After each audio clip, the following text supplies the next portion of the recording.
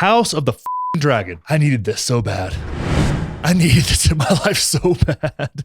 And I didn't read the Fire and Blood book, the history book. I knew so much of what was supposed to happen in the original Game of Thrones series from reading the Fire and Ice books twice, but I didn't want to do that with this one. And I started it and I was like, I don't really want, no, I'm just going to let the show be the show. And the show seemed to have actually updated and improved upon the source material, which is fantastic, and clarified a bunch of things. Because if you don't know this about House of the Dragon, it's based on Fire and Blood, which is a history book from this, like, in this fantasy world, which makes me a nerd to know this, but it's a history book. So it's actually retelling of stories through history. So they embraced the fact in House of the Dragon that the maesters that would have put this history book together didn't get all the facts right. So there's a lot of little nuances that they wouldn't have had access to. They're just like passing down stories and putting them to text. So it's really cool, which is different than, like, you know, Game of Thrones, which was based on the Fire and Ice saga. That's not complete, where they have like actual source material to go from.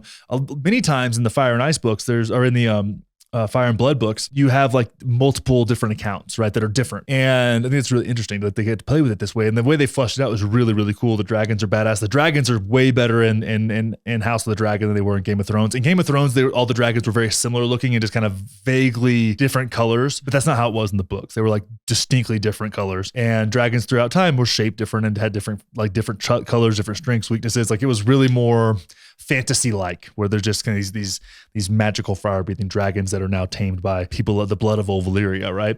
So fantastic show. I mean, that's the thing too. Like, the source material changes made sense. There's some things that had some problems with, like, I've seen some criticism that there's a lot of the show, and I'm not going to spoil anything, but a lot of the show is moved forward by like misunderstandings and coincidences. But then again, I think about like how world wars can happen that shouldn't have happened over just misunderstandings and coincidences and like timing. So it's really crazy in this whole situation to see it, but they did a good job. And here's the thing I wanted to say about House of the Dragon as I kind of conclude on this. I'm not going to say too much, but one thing that I appreciate that they did is that when you think about the way that Game of Thrones ended, and here's the thing, people are like, why do you care so much about Game of Thrones? I invested a lot of my life into like watching this show, like being excited for this show, caring about what happens in this show. Like, it added a level of complexity. Like, I watched Lord of the Rings after having watched Game of Thrones a few seasons, right? Like, I think after like the second season or third season of Game of Thrones, after the Red Wedding probably, I watched Lord of the Rings, like all of them. I'd seen one of them, but I watched them all like in 2 nights, like just like went through them. And they seemed so quaint and stupid to me. Like, I just don't, to this day, I don't like Lord of the Rings. I think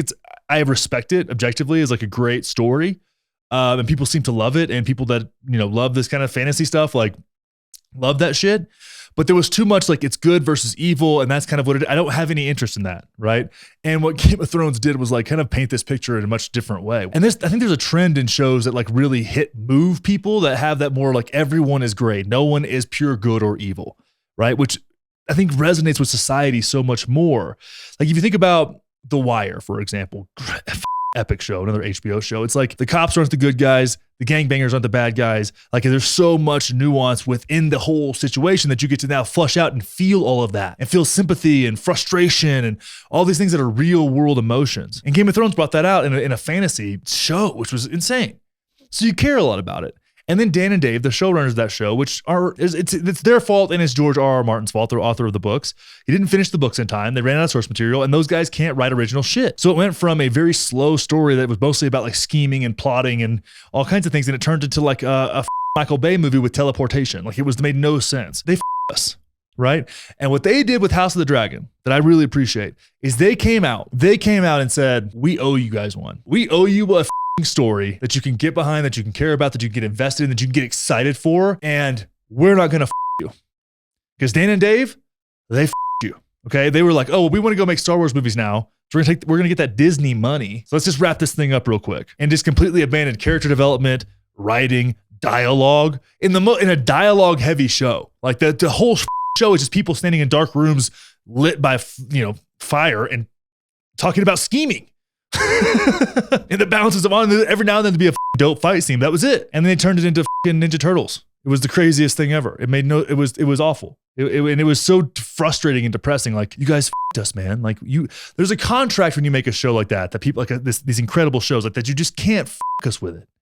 You know, like sometimes the ending I understand is going to be underwhelming, and that's okay. There's a lot to deliver on, but at the same time, like you got to at least seem like you cared. And so with House of the Dragon, I'm seeing them coming back saying, hey, we owed you guys one, and here it is, House of the Dragon. And it's going to be dark and heavy, and we're going to show some super uncomfortable things, and you're going to feel something watching the show. You're going to pick a side, you're going to see the good and the bad in both sides, and that's going to develop more over time, because right now, you're with the blacks, aren't you? If you're watching the show, you're with the blacks. You like Rhaenyra, right? You like her. You think that's who the king wanted. She's been, even though she's done some things that were kind of fucked up, you're sympathizing with her. You know what happens in Game of Thrones when they do that to somebody? I don't know what's going to happen. I'm not going to spoil anything. I don't know what's going to happen. I've shielded myself from it. I might read the book now, but I don't know. But when you start to be on somebody's team in House of the Dragon, expect the rug to be pulled out from underneath you. You can't watch the show that way. That's not how it's meant to be watched. That's what makes it beautiful. That's what makes it what it is. So right now you're on team Rhaenyra. Her sons are better. One of them just died. And then you have the Greens, the Hightower boys, who are all f***ing assholes, except for one of them, who I haven't even seen yet. And you can start rooting for somebody, but that's not the way the world works. And that sure as isn't the way that the mythical realm of Westeros works. And that's why it matters. That's why it matters, is because it's a reflection of the crazy shit in our own world that's dark. And the people in power, here's one thing when you'll see through all of the books and the shows, more so in the books, is that these games, these high-level games, these political games of the monarchy, no one really gives a fuck about the peasants, the plebs, right?